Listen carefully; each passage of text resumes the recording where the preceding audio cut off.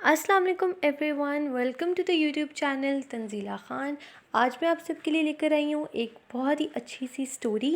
یہ basically grade 12 کی ہے اور یہ چیپٹر نمبر 2 ہے۔ بیسیکلی جو ٹاپک ہے اس کا وہ ایک ہسٹری سے لیا گیا ہے، جس میں یہ جو سقراط تھا یہ ایک فلاسفر تھا اور اس کے وقت کی بادشاہت کا سارا قصہ اس میں بیان کیا گیا ہے۔ تو اب ہم لوگ اس کی ریڈنگ کرتے ہیں تاکہ آپ کو اس سے زیادہ کلیئر ہو جائے۔ اب یہ سقراط یونان کی مشہور اور نامور حکمہ میں سے تھا، یعنی وہ کافی زیادہ ایک فیمس پرسنالٹی تھی، کیونکہ ابھی میں نے آپ کو بتایا کہ وہ بادشاہ تھا اس وقت کا۔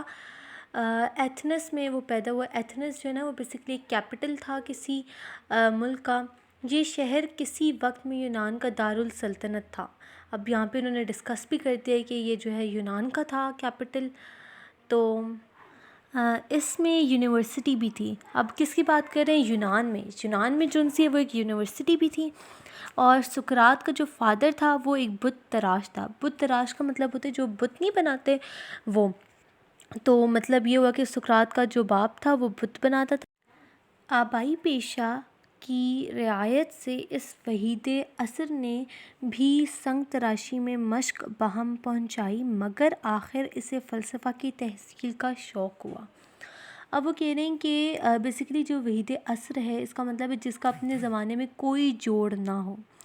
تو اسی کے بارے میں بات کریں کہ اس کا جو ہے نا وہ اس طرح سے بت وغیرہ بنانے میں کوئی اتنا سچ انٹرسٹ نہیں تھا، لیکن البتہ اس کا انٹرسٹ جو ہے وہ دن بہ دن فلسفے کی طرف جو ہے وہ بڑھتا جا رہا تھا۔ اس کو بہت زیادہ شوق ہوتا ہے کہ وہ فلسفے کی تعلیم حاصل کرے، چونکہ طبیعت میں قدرتی طور پر اعلیٰ درجے کی صلاحیت موجود تھی، یعنی وہ بہت زیادہ ٹیلنٹڈ تھا آلریڈی۔ اس نے نہایت تیزی کے ساتھ فلسفے کا عصر قبول کیا، یعنی کہ جب اس نے ایک دفعہ سٹارٹ کر دیا فلسفہ تو وہ کافی زیادہ کامیاب ہوا۔ اب آگے چلتے ہیں۔ اوائل عمر میں با اقتضائے آئین ملکی اسے فوج میں داخل ہونا پڑا۔ اب اس وقت جو ہے نا یونان کا ایک قانون تھا کہ جو بھی جو ہے نا اپنی ابتدائی عمر میں ہوتا ہے تو وہ فوج جو ہے وہ جوائن کرتا ہے، اس لیے پھر سقراط کو بھی جو ہے وہ فوج جوائن کرنا پڑا۔ کئی لڑائیوں میں اس نے بڑے بڑے کارنامے نمایاں کیے، مطلب وہ کافی زیادہ جو ہے وہ اس نے کارنامے وغیرہ سر انجام دیے۔ کس نے؟ سقراط کی بات کریں۔ اس کے ساتھ زنوفن اور السیبائیڈیز سے لائق شخصوں کی جان اسی نے بچائی۔ اسی وجہ سے ان دونوں کو بھی اس کے ساتھ بہت زیادہ محبت تھی۔ جب یہ فوج میں گیا نا تب اس وقت کی بات کر رہے ہیں کہ یہ جو دو پرسنالٹیز تھی یہ کافی زیادہ فیمس تھیں اور سقراط نے ان دونوں کی جان بچائی تھی۔ زنوفن فوج کا ایک سردار ہونے کے سوا صاحب تصنیف بھی تھا۔ اب یہاں پہ جو ہے نا بتا رہے صاحب تصنیف کا مطلب ہوتا ہے رائٹر۔ جو زنوفن تھا نا وہ ایک رائٹر بھی رہ چکا تھا، اس کی تصنیفات خاص پایا کی ہیں۔ السیبائیڈیز ایک امیر کا بیٹا تھا، ہر قسم کے اوصاف اس میں کوٹ کوٹ کے بھرے ہوئے تھے۔ حسن صورت کے ساتھ اعلیٰ حسن سیرت، سونے سہاگے کا رتبہ رکھتا تھا۔ سونے پر سہاگے کا مطلب یہ ہے کہ 4 چاند لگا دینا کسی چیز کو، یہ بیسیکلی ایک محاورہ ہے۔ اور لڑائی سے فراغت کے بعد سقراط نے اپنی پہلی وضع تبدیل کر دی، یعنی کہ جب وہ فوج سے واپس آیا نا تو اس نے اپنا جو حلیہ تھا، چال ڈھال، وہ سب اس نے اپنا چینج کیا۔ کھانے کپڑے میں سادگی برتی، فلسفیانہ تحریریں شائع کی، ہم وطنوں کو پابندی مذہب کی تاکید کی۔ جتنے بھی ہم وطن یعنی جو پیٹریٹس ہوتے ہیں اس کو اس نے کہا کہ اپنے مذہب کی پابندی کریں۔ رفتہ رفتہ حکیموں کی ایک اسیر جماعت اس کے خیالات سے فائدہ اٹھانے لگی۔ مطلب وہ یہ بتا رہے ہیں کہ آہستہ آہستہ وہ کیا ہو رہا ہے، فیمس ہوتا جا رہا ہے۔ بہت سے لوگ اس کو اپنا مینٹور سمجھ کے اس کو اڈور کر رہے ہیں، اس کو ایڈمائر کر رہے ہیں، اسے انسپائر ہو رہے ہیں۔ پڑھنے پڑھانے کا سلسلہ جاری ہوا۔ مختلف باغوں اور دریا کے کنارے پر یہ اپنے شاگردوں کو حکمت و فلسفے کے نازک مسئلے سمجھایا کرتا تھا۔ اب اس وقت جو ان سے نہ کوئی اسکول تھا نہ کوئی اس طرح کے ایجوکیشنل انسٹیٹیوشن تھا، تو یہاں پہ اس وقت کا حال بیان کریں گے کس طرح سے وہ پڑھتے تھے۔ باغوں اور دریا کے کنارے پر جو نا یہ سقراط اپنے شاگردوں کو پڑھایا کرتا تھا۔ یہ طبیعت کا بہت آزاد تھا اور انتہا درجے کا خوش تقریر بھی، اور اس کی فلسفیانہ نکتہ سنجیاں آخر میں اس کے ہم وطنوں کے لیے رشک و حسد کا باعث ہوئیں۔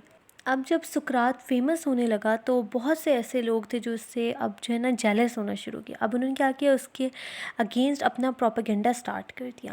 اب آگے پڑھتے ہیں پھر کیا ہوا۔ ایک شاعر نے اس کی حجو لکھی، حجو کہتے ہیں مطلب اس کی تنقید میں ایک جو ہے وہ کچھ لکھنا، کتاب وغیرہ لکھنا، جس کا منشا یہ تھا کہ سقراط نوجوان ایتھنز کے اخلاق کو خراب کرتا ہے۔ اب اس نے کیا کیا، اس پر بہتان لگایا، اس پر جو ہے نا اس نے غلط تنقید کی کہ یہ جو ہے وہ ان کو ڈائیورٹ کر رہا ہے، کس کو ڈائیورٹ کر رہا ہے، جو ہے نا یونان کے جتنے بھی پیٹریٹس ہیں ان سب کو خراب کر رہے ہیں۔ وہ لڑکوں کو سکھلاتا ہے کہ اپنے والدین کی اطاعت سے انحراف کریں۔ انحراف کا بیسیکلی مطلب ہوتا ہے چھوڑ دینا۔ اب وہ اس پہ تنقید کر رہا ہے کہ سقراط جو ہے وہ تو بالکل ڈائیورٹ کر رہا ہے، لوگوں کو آلٹر کر رہا ہے کہ بھئی آپ نے اپنی کیا کرنا ہے کہ والدین کی اطاعت نہیں کرنی، لیکن حالانکہ ایسا نہیں تھا۔ وہ اپنی جو بھی شاگرد تھے ان کو اچھی اچھی تعلیم دیتا تھا، ان کو دنیا میں کامیاب ہونے کے طریقے بتاتا تھا۔ عدالت نے اسی بنا پر سقراط کو مجرم ٹھہرایا۔ اب بہت ساری تحقیقات ہوئی اور تحقیقات کے نتیجے میں اس کو موت کی سزا سنائی گئی۔ یہ حراست میں لے لیا گیا، مطلب اس کو قید کر دیا گیا، جیل کی سلاخوں کے پیچھے وہ چلا گیا بیچارہ۔ اس کے احباب نے رہائی کی بہترین صورتیں نکالی۔ خود داروغہ جیل اس بھاگ جانے پر راضی ہوا، مگر سقراط کو جس وقت اس ارادے کی خبر دی گئی اس نے اختلاف کیا اور نہایت استقلال سے یہ بات کی کہ میں موت سے بھاگنا نہیں چاہتا۔ جیل میں اسے زہر کا پیالہ دے دیا گیا۔ اس بیسیکلی پیراگراف میں وہ یہ کہہ رہے ہیں کہ جو تھا نا اس کے جیل کا جو باہر داروغہ بیسیکلی کہتے ہیں گارڈ مین کو، جو گیٹ کیپر نہیں ہوتا، تو اس کے بارے میں بتانا ہے کہ اس نے چاہا کہ میں سقراط کی ہیلپ کروں گا، کیونکہ وہ کافی زیادہ فیمس ہو گیا تھا، سب جانتے تھے کہ یہ جو ہے وہ اچھا انسان ہے، لوگوں کو اچھی اچھی تعلیم دیتا ہے، لیکن بس وہ ایک مس انڈرسٹینڈنگس کی وجہ سے یہ اندر سلاخوں کے پیچھے ہو گیا، اس کو موت کی خبر سنائی گئی۔ لیکن اس پر جو اس کا رد عمل تھا نا سقراط کا، وہ یہ تھا کہ وہ کہتا تھا کہ میں نہیں کروں گا اس طرح سے کچھ، مطلب کہ میں موت سے نہیں بھاگنا چاہتا۔ اس نے خوشی خوشی اس اپنی سزا کو قبول کیا اور جس کے نتیجے میں اسے ایک زہر کا پیالہ دے دیا گیا، اور اس نے پھر کیا کیا، بے تکلف اپنے ہونٹوں سے لگایا اور اپنی جان دے دی۔ اب بیچارہ وہ کیا ہو گیا، دم توڑ گیا۔ اب سقراط کے خون ناحق سے اہل ایتھنز کو بعد میں سخت پشیمانی ہوئی اور اس کے دشمنوں کو نہایت ذلت کے ساتھ اپنی نالائکی کے خمیازے کھینچے پڑے۔ پشیمانی کا مطلب ہے کہ شرمندگی۔ جب سقراط چلا گیا اس دنیا سے تو پھر بہت سے لوگوں کو افسوس ہوا، کیونکہ اب اس کی جو ہے نا قدر اب انہیں جا کے ریئلائز ہو رہی کہ وہ کتنا اچھا انسان تھا۔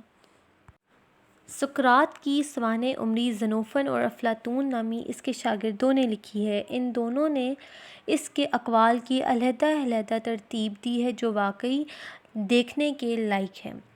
سقراط نے شادی بھی کی تھی، اس کی بیوی بہت ہی بد مزاج تھی۔ سقراط کے ساتھ اس کا برتاؤ سخت تھا، لیکن وہ ہمیشہ اس سے نرمی کے ساتھ پیش آتا تھا۔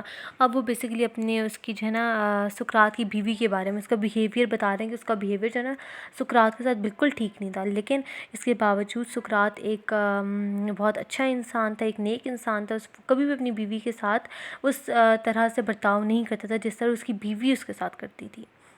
اس نے اپنی بیوی کی بد مزاجی سے فائدہ اٹھایا، اس کی کچی پکی سہ لینے سے یہ انتہا درجے کی برداشت کا خوگر ہو گیا۔ خوگر کا مطلب ہے مادہ اس کے اندر بہت زیادہ برداشت کا بڑھ چکا تھا، کیونکہ اسے آلریڈی گھر میں اتنی زیادہ اریٹیٹنگ وائف ملی ہوئی تھی، تو جب وہ باہر جاتا تھا تو اسے اتنا کوئی ایز سچ فرق نہیں پڑتا تھا کہ لوگ دنیا والے اسے کیا کہہ رہے ہیں۔ 470 برس پیشتر حضرت عیسیٰ کے پیدا ہوا اور 399 برس قبل وفات پائی۔ سقراط کی رائے میں موجودہ وقت کو کسی آنے والے دن کی امید پر رائیگاں کر دینا بڑی غلطی ہے۔ وہ کسی چیز کا پس انداز کرنا اسی لیے ایک سرے سے فضول سمجھتا ہے۔ اکتساب علم کے لیے اس کے خیال میں کسی وقت خاص کی قید نہیں۔ اب وہ کہہ رہے کہ سقراط کے اکارڈنگ نا پڑھائی آپ کسی بھی ایج میں کر سکتے ہو، چاہے آپ ینگ ایج میں ہو، چاہے آپ بالکل بوڑھے ہو گئے، آپ کے لیے پڑھائی کے لیے کوئی لمیٹڈ ایج فکس نہیں ہے۔ تو آپ کسی بھی عمر میں پڑھائی کر سکتے ہو، تعلیم حاصل کر سکتے ہو۔ عمر کا ہر حصہ انسان کی معلومات کو ترقی دے سکتا ہے۔ اس کی رائے میں کتب بینی ہی ایک عیش ہے جو ہر شخص کا اختیاری امر ہے۔ وہ ایک جاہل کو واجب رحم سمجھتا ہے، مگر اس سے بھی زیادہ اس شخص کی ہمدردی کرتا ہے جس کا استاد کوئی بد تہذیب اور تاریخ خیال کا آدمی ہو۔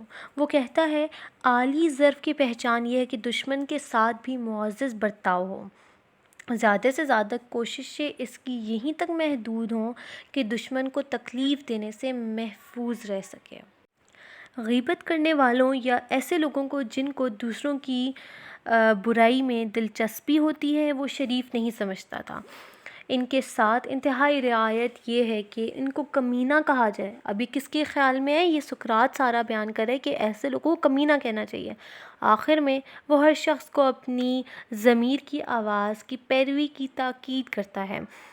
اس نے زور دے کر یہ بات بتائی ہے کہ صرف اصلیت پر نظر ہونی چاہیے، اس سے غرض نہیں دوسرے کیا سمجھتے ہیں۔ وہ عام مقبولیت کی خواہش کو ایک طرح سے جنون سمجھتا ہے۔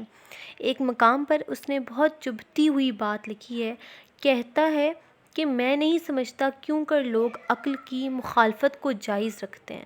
کسی بات کی صحت پر ان کو یقین کامل ہوتا ہے، تاہم وہ اس پر کاربند نہیں ہوتے۔ شاید کوئی خارجی اثر وجہ مزاحمت ہو، مگر میں سمجھتا ہوں ان کے ارادہ ہی کا یہ برائی ہے، کا ہی یہ نقص ہے۔ مجھے آج تک کوئی بات ایسی نہ ملی جس کی سچائی کا یقین ہو اور نہ کر گزارا ہو۔ لوگ کچھ ہی سمجھا کریں، مجھے ان کی مخالفت کی قطعی پرواہ نہیں، اس لیے میں ان کو داخل جمادات سمجھتا ہوں۔ داخل جمادات کا مطلب ہوتا ہے بے جان چیز۔ تو امید کرتی ہوں میں کہ آپ سب کو یہ سٹوری بہت پسند آئے گی، بہت ہی انسپائرنگ ہے، ینگ یوتھ کے لیے بہت اچھی سٹوری لکھی ہے۔ اس کا جو رائٹر تھا اس کا نیم تھا مہدی آفاقی۔